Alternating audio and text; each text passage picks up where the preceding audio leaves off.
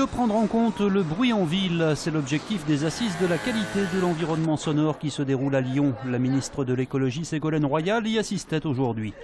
Il faut être très vigilant pour baisser le bruit, que ce soit dans les écoles ou même dans les restaurants d'entreprise où souvent il y a beaucoup de bruit. Ensuite, les normes acoustiques dans les crèches et dans les écoles aussi. Donc un guide pratique qui va être publié dans les crèches et dans les écoles pour encourager à l'insonorisation. Et puis enfin, je vais terminer la cartographie des points d'exposition au bruit, des points noirs du bruit liés au transport.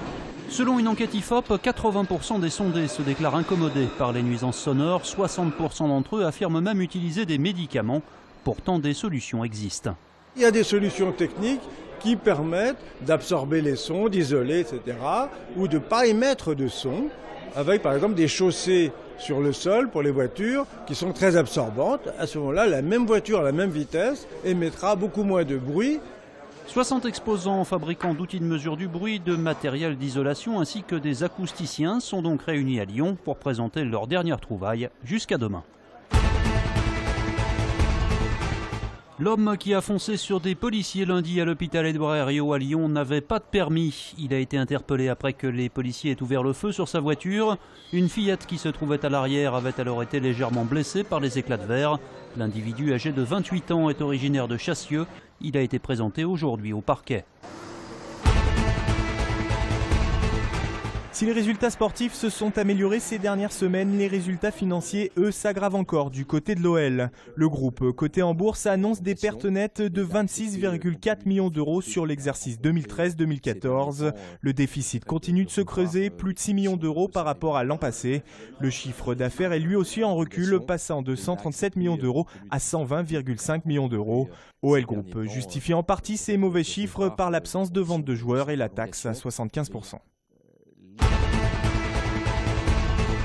Donc la consigne qui est donnée aux élèves quand ils apportent les déchets, c'est ils étalent les déchets de la cantine et puis après ils recouvrent et mélangent avec du broyat.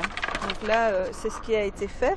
Un composteur pédagogique vient d'être installé à l'école Saint-Exupéry de Villeurbanne. Objectif, lutter contre le gaspillage à la cantine. Le pain qui te reste, tu mets dans le bac pour le pain.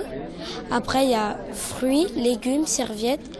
Tu mets dans le deuxième bac. Les enfants consomment de moins en moins facilement les légumes en particulier. Ce gaspillage alimentaire, il a fallu l'identifier, le trier et l'idée de le composter, de le transformer en compost pour pouvoir éventuellement à terme le mettre dans un jardin pédagogique nous a paru être une démarche intéressante. Ça nous permettait d'être un peu dans une mini-économie circulaire où on essaie de tout recycler sur place plutôt que de l'exporter, plutôt que d'avoir du transport de déchets qui n'est pas valorisé plus que ça, et d'avoir de la matière qui repartiront sur les jardinières pédagogiques installées également à Saint-Exupéry. 10 000 € ont été investis dans l'opération par le Grand Lyon.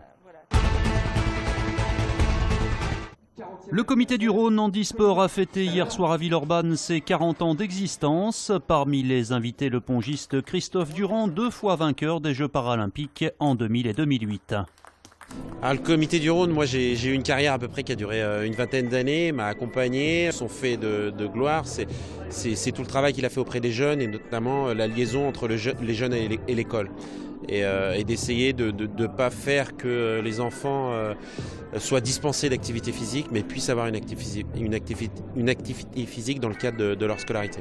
Et pour ses 40 ans, le comité handisport réaffirme ses priorités. Continuer nos actions en faveur des jeunes, continuer à notre aide pour développer les clubs, avoir plus d'adhérents, bien sûr, essayer d'avoir plus de clubs aussi, plus d'adhérents.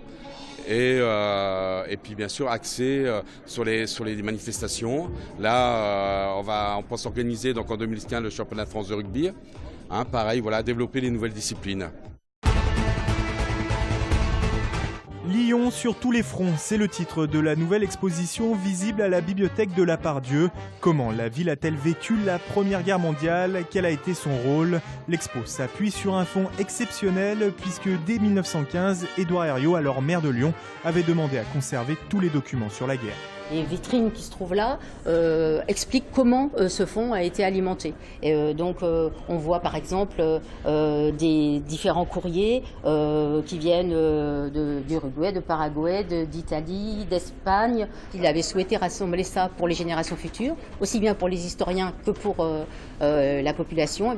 Des lettres, des photos, des affiches, près de 450 documents ont été rassemblés. La ville a notamment été très à la pointe dans le domaine médical. On dénombrera jusqu'à 170 hôpitaux au plus fort de la guerre.